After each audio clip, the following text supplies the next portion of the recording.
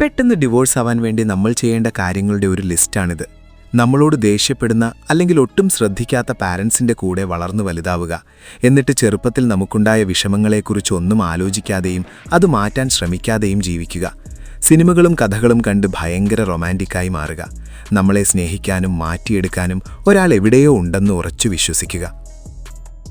The one അഥവാ എല്ലാ തികഞ്ഞ ഒരാൾ ഭൂമിയിലുണ്ടെന്ന് വിശ്വസിച്ച് നടക്കുക. നല്ല സ്വഭാവമുള്ള ആളുകളെ ബോറൻ എന്ന് വിളിച്ച് ഒഴിവാക്കുക.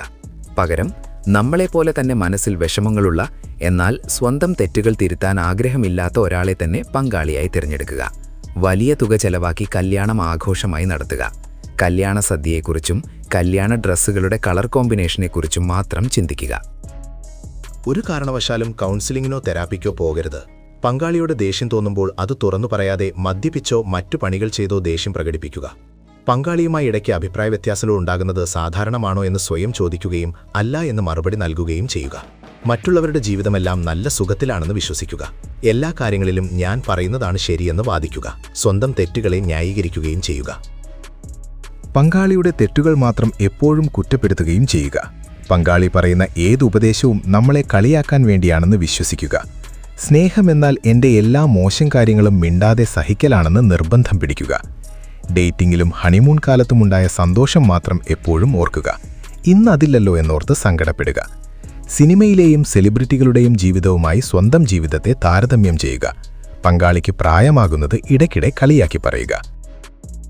അവരുടെ ശരീരം ശ്രദ്ധിക്കാത്തതിന് അവരെ കുറ്റപ്പെടുത്തുക. വഴിയിൽ കാണുന്ന പലരെയും ചൂണ്ടിക്കാട്ടി ഇവരെയൊക്കെ കല്യാണം കഴിച്ചാൽ മതിയായിരുന്നു എന്ന് പങ്കാളിയോട് പറയുക. പോൺ വീഡിയോകൾ കണ്ട് അതുപോലെ വേണം സ്വന്തം ജീവിതമെന്ന് ആഗ്രഹിക്കുക. സ്വന്തം മക്കളുടെ മോശം കാര്യങ്ങളെല്ലാം പങ്കാളിയുടെയും അവരുടെ വീട്ടുകാരുടെയും കുറ്റമാണെന്ന് പറയുക.